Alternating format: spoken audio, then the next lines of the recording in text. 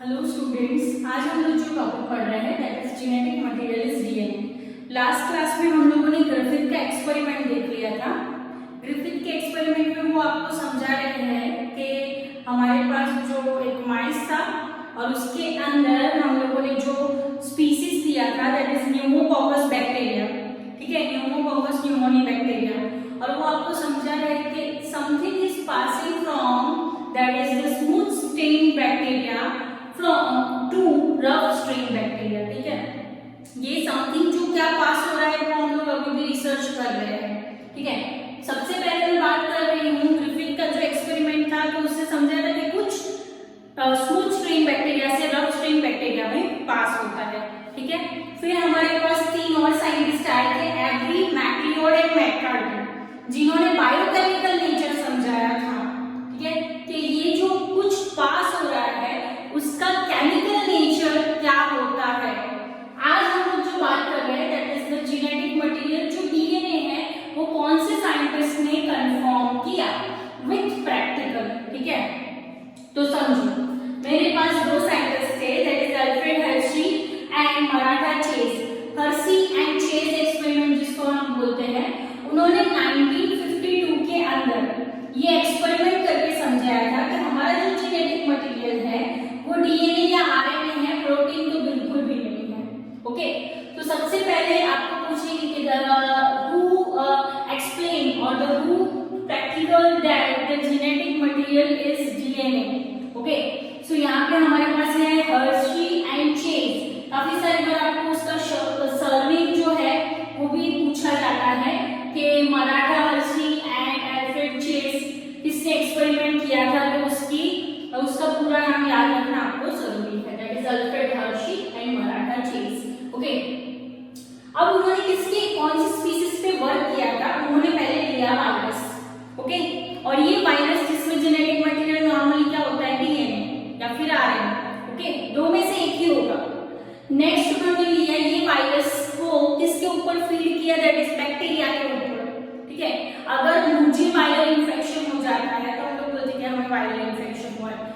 Same चीज अगर bacteria को वायरल इन्फेक्शन होता है तो ये नेचर को हम लोग बोलते हैं बैक्टीरियोफेज, ओके। यहाँ पे फेज मतलब वायरस, क्लियर। सो यहाँ पे हमारे पास हम लोगों ने बैक्टीरियोफेज बनाया है, मतलब virus that infects bacteria and forms bacteriophage, okay. तो हमारा जो वायरस का जो जेनेटिक मटेरियल है वो बैक्टीरिया में चला गया। Now this bacteriophage attach to the bacteria, okay. और ये बैक्टीरियोफेज किसके साथ अटैच किया है, हम लोगों ने दूसरे बैक्टीरिया के साथ। So the genetic material enters into the bacteria. तो इसकी वजह से क्या होगा, ये जो जेनेटिक मटेरियल है वो वायरस में से डायरेक्टली इनडायरेक्टली बैक्टीरिया में एंटर हुआ, सिंपल लैंग्वेज में, ठीक है। ये इसीलिए मैंने लिखा है क्योंकि आपकी टेक्स्ट बुक में ऐसे ही मेंशन किया है, ओके। कि हम लोगों ने पहले क्या किया है, वायरस को इन्फेक्ट किया बैक्टीरिया के साथ, बैक्टीरिया को इन्फेक्ट किया वायरस के साथ, और ये नेचर को मैं बोलती हूँ बैक्टीरियोफेज। और ये जो बैक्टीरियोफेज था उसको वापस से मैंने अटैच किया बैक्टीरिया के साथ ताकि वो लोग जेनेटिक मटेरियल को एक्सचेंज कर सके, या फिर मैं बोलूं कि वायरस का जो जेनेटिक मटेरियल है वो बैक्टीरिया में एंटर हो जाए, ठीक है। अब उन्होंने क्या समझा है कि बैक्टीरिया का जो सेल है, अब इमेजिन करो कि मेरे पास ये बैक्टीरिया का सेल है, इसके अंदर मेरे पास था वायरस, तो वायरस ने अपना जेनेटिक मटेरियल जैसे इसके अंदर एंटर किया तो ये बैक्टीरिया का सेल क्या समझेगा, ये मेरा ही जेनेटिक मटेरियल है, और वो उसको मल्टीप्लाई करना स्टार्ट करेगा, ओके। सो यहाँ पे bacterial cell treat the virus DNA as its own DNA, okay. Bacteria का सेल वायरस के डीएनए को खुद के डीएनए के फॉर्म में मतलब इमेजिन करता है और उसको मल्टीप्लाई करना स्टार्ट करता है। जितने मैंने वायरस का जेनेटिक मटेरियल मल्टीप्लाई किया उतने मैंने बैक्टीरिया के अंदर वायरसेस बनाए, ठीक है। नेक्स्ट, अब उन्होंने क्या किया, ये वर्क को डिस्कवर करना था, उनका मेन पर्पस क्या था कि हम लोगों को सर्च करना है कि जेनेटिक मटेरियल डीएनए है या प्रोटीन है। समझो, जेनेटिक मटेरियल डीएनए है या प्रोटीन है। क्यों ऐसा, क्यों हम लोग ऐसी सारी चीजों के रिसर्च में चले गए, क्योंकि हम लोगों ने देखा है कि न्यूक्लियस के अंदर, न्यूक्लियस का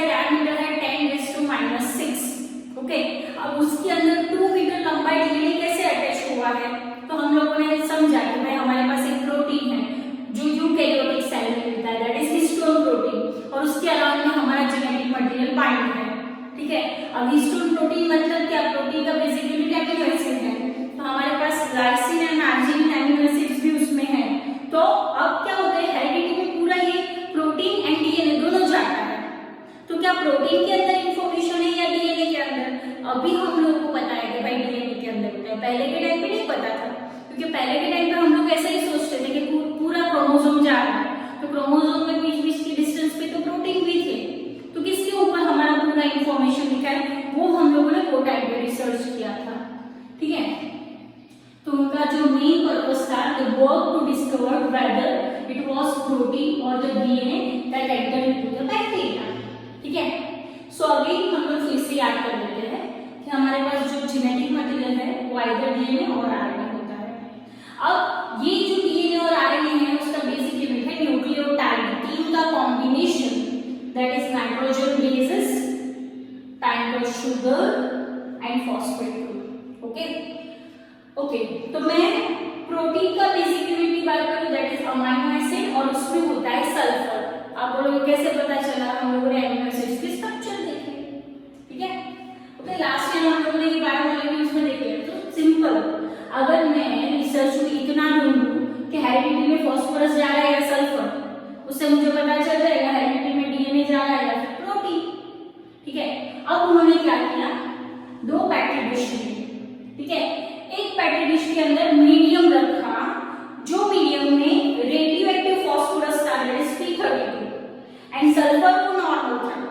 तो आप बोलोगे मैडम क्यों सल्फर दिया, डीएनए बनाने में प्रोटीन की तो जरूरत पड़ेगी क्योंकि उसके ऊपर बाइंड तो होना ही है, ठीक है। तो इसीलिए हम लोगों ने यहाँ पे नॉर्मल सल्फर दिया, और अगेन यहाँ पे रेडियो एक्टिव S35 मतलब प्रोटीन के लिए रेडियो एक्टिव लिया, तो फास्फोरस मैंने यहाँ पे नॉर्मल लिया, समझो बात को समझो। अब क्या हुआ है कि हम लोगों ने यहाँ पे ये जो मीडियम है, न्यूट्रिटिव मीडियम है, वहां पे हम लोगों ने बैक्टीरिया को ग्रो किया या वायरस को ग्रो किया, ठीक है। मोर कॉमनली हम लोगों ने वायरस इन्फेक्टेड बैक्टीरिया को ग्रो किया, मतलब क्या, ये वायरस ने अपना जेनेटिक मटेरियल बैक्टीरिया को अपना डीएनए दे दिया। अब बैक्टीरिया ऐसे जो वायरल के डीएनए मल्टीप्लाई करेगा तो उसको किस चीज की रिक्वायरमेंट होगी, न्यूक्लियोटाइड एंड एमिनो एसिड्स।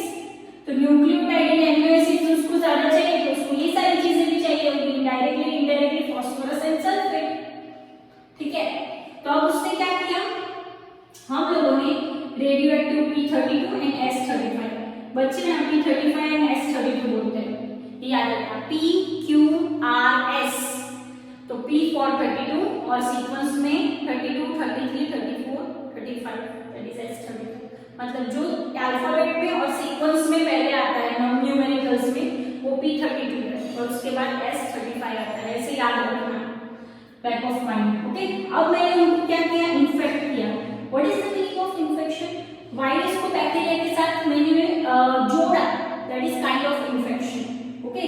और इन्फेक्शन करने के बाद हम लोग क्या करेंगे, उसके ग्राइंडिंग करेंगे, उसको मिक्स करेंगे ताकि उसका प्रॉपर इन्फेक्शन लगे, ओके। और फिर उसको हम लोग क्या करेंगे, सेपरेट करके देखेंगे कि भाई उसके हेरिडिटी मटेरियल में क्या है, समझो, फिर से समझो।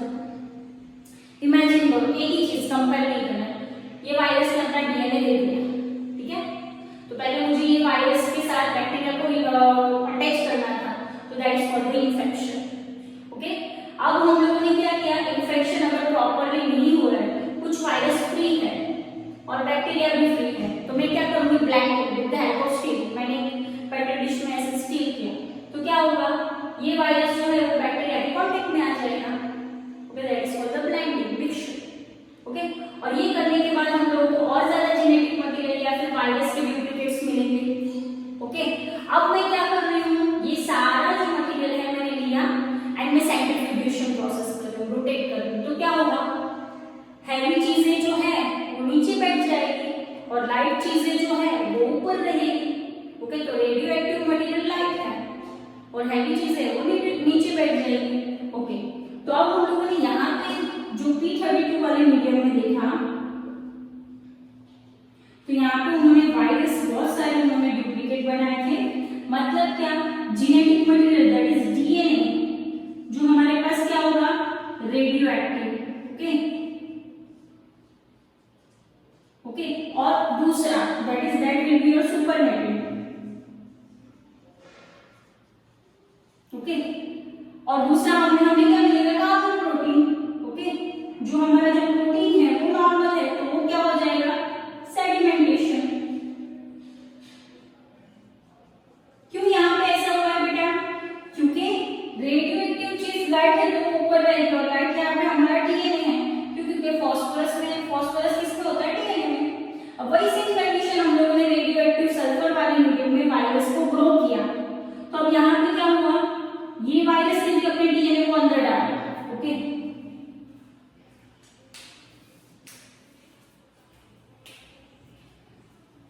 ये वायरस ने भी अपने डीएनए को अंदर डाला लाइक दिस, ओके। उसके बाद हम लोगों ने जब ब्लाइंडिंग प्रोसेस किया तो हम लोगों को जो डीएनए था वो नॉर्मल मिला, लेकिन उसके ऊपर के कोटिंग थे ये वाले, उसके ऊपर रेडियो एक्टिव नेचर मिला। क्यों इसके ऊपर मिला, क्योंकि वायरस का कोट जिसको हम लोग बोलते हैं कैप्सोमियर, ओके, जो किसका बना हुआ था, प्रोटीन का। फिर से वायरस के कोट को, virus coat that is called the capsomere, okay, जिसका बेसिक यूनिट है कैप्सिड, जो कि बना है प्रोटीन का। तो उसमें क्या होगा, प्रोटीन मतलब जिसमें होगा सल्फर, और हम लोगों ने कौन सा यूज किया है, S35, ठीक है।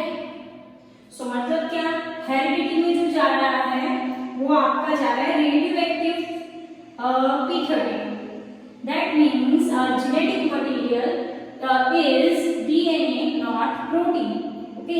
सो यहाँ पर मैंने लिखा है कुछ रेडियो एक्टिव फेजेस, मतलब radio active virus allowed to enter into the E coli bacteria. अब यहाँ पे हम लोगों ने जो बैक्टीरिया लिए थे वो कौन से बैक्टीरिया लिए थे, that is E coli bacteria. तो वायरस को मैंने ई कोलाई बैक्टीरिया में एंटर किया। Next, virus coats are removed from the bacteria. अब बैक्टीरिया ने क्या किया, ये वायरस का कोड रिमूव कर दिया, सिर्फ डीएनए को ही अंदर आने दिया। देखो यहाँ पे मैंने क्या, ये वायरस का कोड अंदर किया है, नहीं किया है, तो उन्होंने बैक्टीरिया का जो वायरस का कोड है वो रिमूव कर दिया बैक्टीरिया ने बाय द ब्लाइंडिंग प्रोसेस में हम लोगों ने उसको रिमूव कर दिया। Virus particles are separated by the bacteria by the spinning, okay. अब क्या हुआ, ये वायरस एंड बैक्टीरिया अटैच्ड है तो ये प्रोसेस करते रहेंगे। अब मैं क्या करूंगी, इसको स्पिनिंग करूंगी, तो क्या होगा, that is kind of centrifugation, तो ये वायरस एंड बैक्टीरिया का अटैचमेंट डिटैच हो जाएगा, okay. And conclusion is what, bacteria were infected by the virus that had a radioactive DNA because it contains, that is phosphorus 32, but not the radioactive protein because they does not contain